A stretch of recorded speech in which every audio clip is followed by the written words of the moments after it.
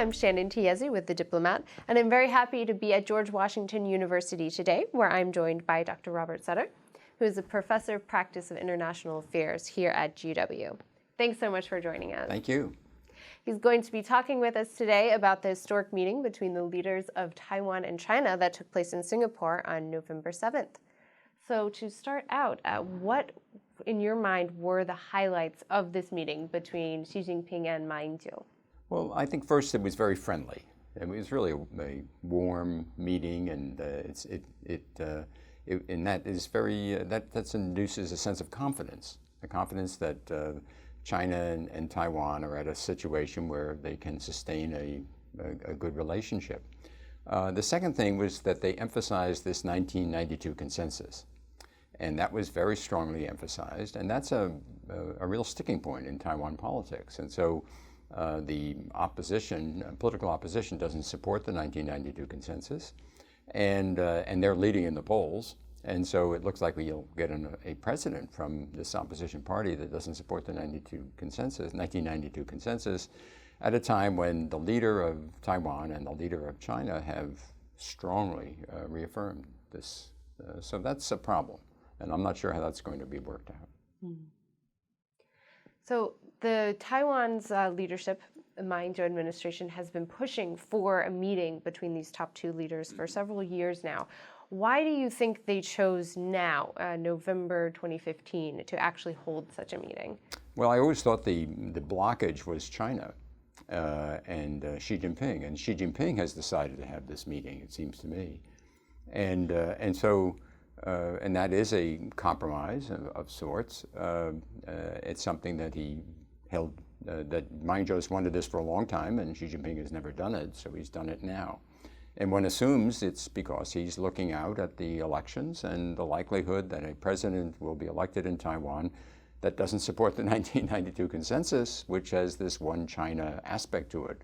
It's consistent, from Beijing's point of view, it's consistent with their one China principle. And this is a movement toward reunification, and this is something that has proven to be very controversial in Taiwan politics, and whether it will prevail in the Taiwan January 16, 2016 elections, it seems likely. It seems like the opposition candidate will win. And so I think this is the catalyst, the election in Taiwan, the fact that Taiwan's going through a transformation about how it feels about cross-strait issues in China. And the transformation has moved in a negative direction over the past several years. And so that's a challenge to China. And so what are they prepared to do about it? And I think this is one of the things they're doing about it. So what do you make of Xi's overall approach to Taiwan?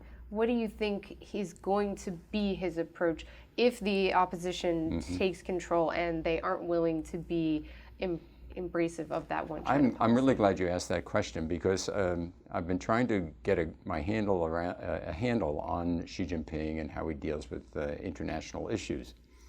And on sensitive ones where he has conflicting goals, and I think we find this obviously with Taiwan, but we find it with Japan, with the United States, with countries of Southeast Asia. Well, all of these, he has on the one hand a desire for good relations and focusing on economic development and prosperity and so forth. And on the other hand, he has fundamental disputes with them. And so we're having, and particularly on sovereignty and security issues, we've had big disputes over the last, with Xi Jinping. He's much more forthright, assertive, maybe aggressive in dealing with these kinds of issues. And we've had 3 years with him now. And what you see with Xi Jinping that you didn't see with previous leaders is a much wider range of action and positions than you saw, say, with Hu Jintao and even Jiang Zemin. And so what I'm concerned about is that, yes, he's in its moderate mode here with Taiwan right now, but he's quite capable of being very tough. And he can do the same as he has been with Japan, with us, and with the South China Sea issue in the Southeast Asian countries. And so I think he's able to do both at the same time. And so we have to keep that in mind. What do you think this meeting means for the opposition party, the Democratic Progressive Party, and Taiwan's elections? Is this going to at all change the calculus for Taiwan's domestic politics? Yes, but we don't know how it's going to change. And my sense is we're probably not going to be able to know this until the elections. I think the voters in Taiwan, obviously, on the one hand, they want to see some way out of this problem they have with China. Xi Jinping has shown them a way out. But that's basically coming close to China in a way that opinion in Taiwan has been opposed to. And so how they're going to reconcile this is not at all clear. And they have a choice. And the KMT candidate is going to echo what Ma Ying-jeou has done, which is reaffirm the record of Ma Ying-jeou in dealing with China, whether the opposition won't. And so they'll have to choose between these two. And we'll see what they say. So what does all of this mean for the United States? The cross-strait relations have been very good while Ma Ying-jeou's been in office. If this starts to become a major problem, 2016 and beyond for the next administration, what is that going to mean for U.S. relations with China? I think that's going to be what, as you say, a possible problem is what most specialists and media will focus on. In other words, how do we manage the relationship with Taiwan's relationship, our relationship with Taiwan, and Taiwan's relationship with China? How do we influence that in a way that will keep the situation calm? And I think the government, our government, will be very much focused on that issue. And so I think that'll be carefully done. And so in this context, I think we'll be continuing what I see as a basic pattern of managing the Taiwan, so-called Taiwan issue in a way that's consistent with our China policy. Very concerned not to take strong positions that will be maybe supported by Taiwan, but would be detrimental to our policy toward China. And that's been our policy at least since the beginning of the early part of the Bush administration. The early part was different, but after a couple of years, they got into this pattern. Now we do have a debate in the United States over what to do about China. And this debate does have an impact on Taiwan, and the people that are debating that we need a tougher policy toward China and that China's undermining our interests in various ways, they look to relations with Taiwan in a different way than what I just talked about. And they tend to see Taiwan on its own merits. And they say we should not manage our relationship with Taiwan with the overriding concern of how this will affect our relationship with the PRC, which I think will be the mainstream nonetheless. But I think this other view is present, and I think you'll see more of it in the campaign, our political campaign, if the U.S.-China tensions remain strong. So what is the outlook on Taiwan for their relationship with the United States? Do you see a substantial difference between Tsai Ing-wen's approach and Eric Chu, the KMT candidate's approach to that relationship? This is really interesting. It's hard. I think both will want to keep a close relationship with the United States. I think this is very important for the ultimate security of Taiwan. The priority that the Ma Ying-jeou administration and presumably the successor KMT administration gives to China means that really the United States is secondary. It's not the primary concern. A good example is this summit meeting. The U.S. wasn't part of this calculation at all. The U.S. was notified quite late that this was going to happen. The primary interest was to have the meeting and to work on the relationship with the PRC. And so that's what drove Ma, and I think that's what will drive KMT policy. The DPP also will be very concerned with dealing with the PRC, but they may be more attentive to their relationship with the United States, and they may want closer ties with the United States in various ways that the Ma Ying-jeou government probably wouldn't want, because they will be more anxious to support their position vis-a-vis Beijing, and their position is likely to be a cause of some friction with Beijing. And so for the question for the United States there is, well, how much support do we want to give to this kind of a Taiwan? do we really want to support their policies that will cause us trouble with China? And I think that remains to be seen. As I indicated, I think there is a school of thought that says, yes, we are ready to do this because we need to for a whole range of reasons vis-a-vis China as we compete more actively with China. But that isn't the mainstream view right now. Certainly not this government's view, the U.S. government's view.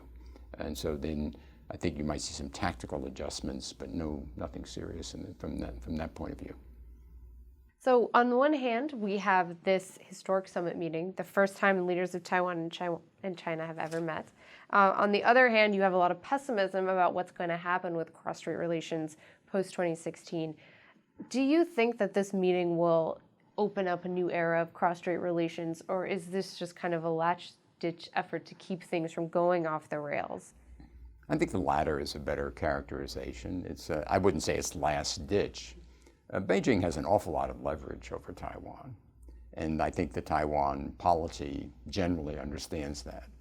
They have to get along with Beijing, and so I think that this is an effort to avoid acute tension, a rise in tension, and it's an effort to box in the opposition in Taiwan, to make Tsai Ing-wen have a choice. Are you going to conform to the 1992 consensus, or are you going to do something different? And if you do something different, there will be consequences. And so that's a big choice for people in Taiwan. And so I think that, and it's a big choice for the United States, because then the United States would be in a position of supporting Taiwan and its government, and then they might be taking positions that are troublesome. And so maybe the U.S. would lobby them, and maybe China thinks that we will lobby, the U.S. government will lobby to prevent Taiwan from moving off the rails, as you say. Mm-hmm. And so I don't think it's going off the rails by any means, but I think we could have more friction. And with Xi Jinping's China, I think we've had some friction, and we're likely to have more. And I think this is a feature of his type of foreign policy, which is basically to be more active, proactive, and pursue China's interest regardless of others' concerns, at the expense of others. He does that all the time.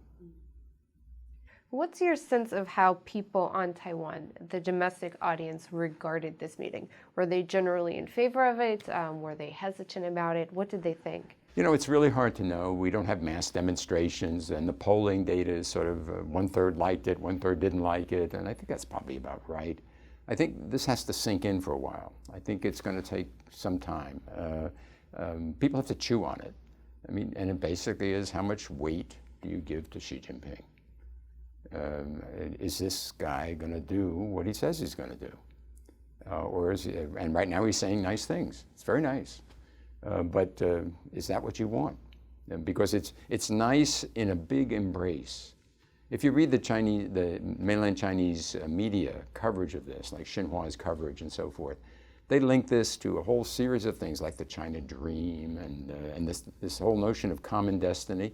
Well, that kind of common destiny isn't really the destiny that most people in Taiwan want. That's the destiny that maybe the former the former KMT candidate, she was quite one China oriented. Maybe that's what she wants. But she's a distinct minority in Taiwan. And I think the people in Taiwan want a very different type of future. And so I'm not sure how caught up they are with the China dream. Mm-hmm. And so, but yet the Chinese media is full of this stuff, talking about this resonance and so forth. And I think this is a big mistake that they emphasize it, because it puts off people in Taiwan. And so when you add it all up, I'd say it's really not that attractive. What's attractive is there a way out? Is there a way out of the dilemma for the people in Taiwan? If they can get out of this dilemma, they're under tremendous pressure. They're intimidated.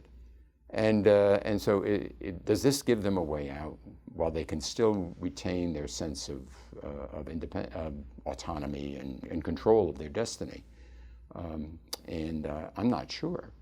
And I think they're not sure, because the track record in the last several years shows that they don't believe very well what my Ying-jeou has been doing. They think that's wrong, incorrect. It's gone too far, and it doesn't work as well as he thinks.